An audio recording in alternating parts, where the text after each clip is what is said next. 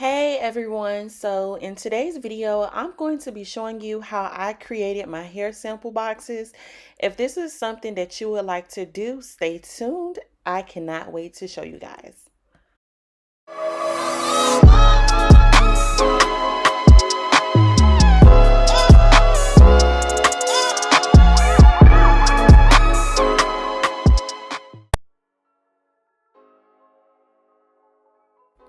So to get started, the first thing you're going to need is something to put your hair samples inside of. I decided to choose boxes because boxes are just very easy to customize, and you can also ship out the boxes as is. I was able to choose the size and the dimensions of this box. I was able to create my own design and put the box together. So basically, if you are looking to create a sample box, you are free to be as creative as you want with the design. You can choose whatever dimensions you want, however, what you want it to say, what colors you want to use. It's all up to your creativity.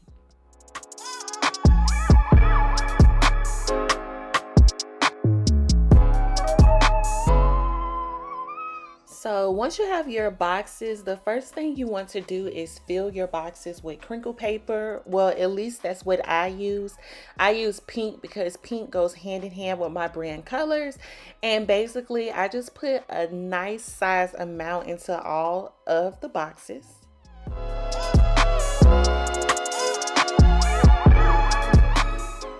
Now it's time to create the hair samples. So I create the hair samples from an actual bundle of hair. No, my vendor doesn't pre-cut the hair or anything like that for me. This is something that I have to physically sit down and do. So basically what I do, I open up the bundle, so I unravel it. And once I unravel it, I am going to take some measuring tape and use it as a guide so that I'm able to cut each hair sample around the same amount. Each hair sample is going to have the same width. So I like to do anywhere between 3, 4, or 5 inches. It just depends on how big of a sample I want to create. Of course, when you're creating your hair samples, you are going to make them whatever size or whatever length that you would like to make them.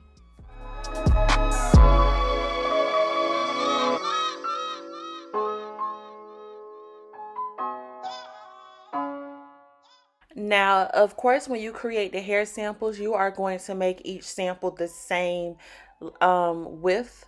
So you're going to cut them evenly and equally because that consistency gives everything a polished and professional look. And basically, I'm just going to continue to cut samples for each one of my hair textures until I'm basically done creating enough samples needed for my sample boxes.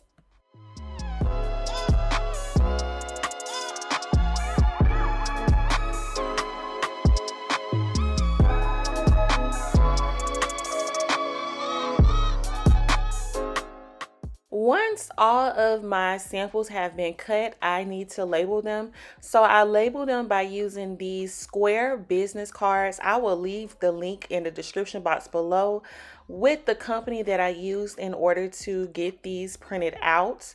But I have a different set for each hair sample type that I have. I also designed these using Canva. If you guys are not using Canva, you've been missing out. Right here is the tagging gun that I use so that I'm able to attach the labels onto the sample.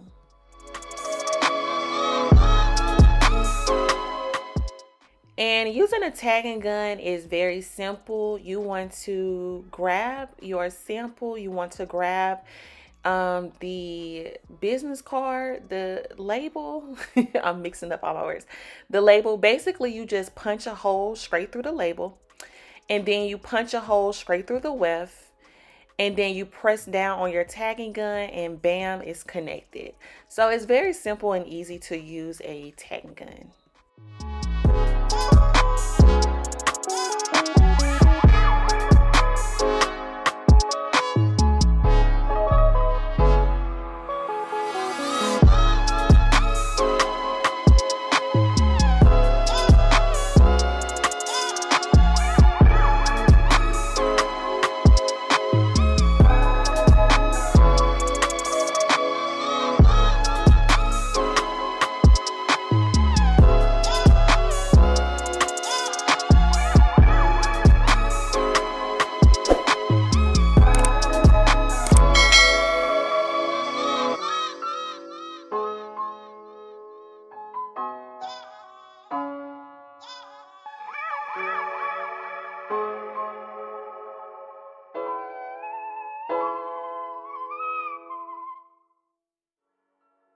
While I'm using a tagging gun, I might as well show you guys how to insert new fasteners into your tagging gun. So basically you have two sides. You have a side that has the tag on it, and then you have another side with a T. It makes a T line.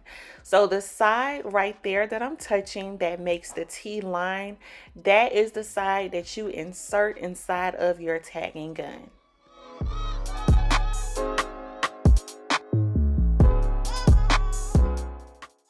And to insert it, you line up the T side through the opening. So right there at the top, there's an opening, and you literally just push it in.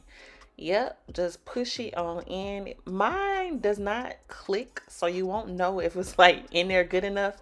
But you'll know it's in there good enough when you shoot the tagging gun and the tag actually comes out the way it's supposed to. So yeah, I am just going to continue with tagging all of my hair samples.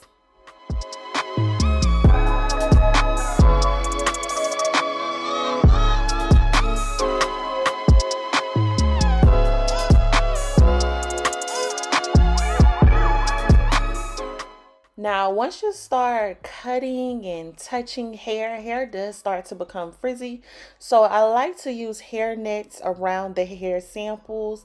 Now, the hair net I wanted it to be black. But sometimes in business you have to work with what's available, and they only had the brown ones available. So basically what I'm doing, I'm grabbing the hair samples and I am um fixing them up a bit. Once you cut hair samples, you'll have loose hairs on the end, so I pull those loose hairs out. Some of the curls, I'll rake my fingers through the curls, or I will twirl the curls around my finger just to have the curls pop again.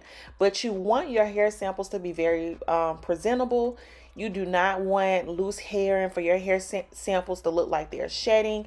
So you want to, fix it up, dress it up to your likings. And once it's all dressed up, I take all three samples and I place it inside of a hairnet.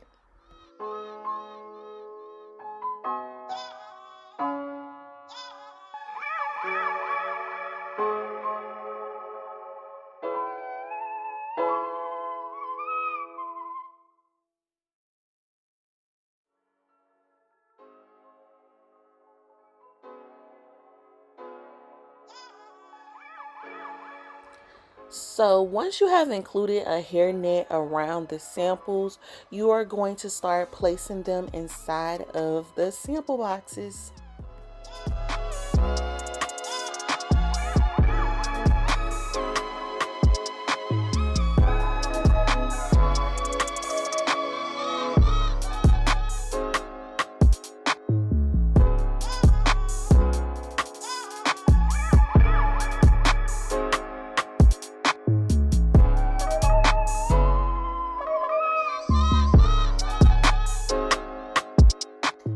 And to top everything off, I'm using the same company that I purchased the sample tags from.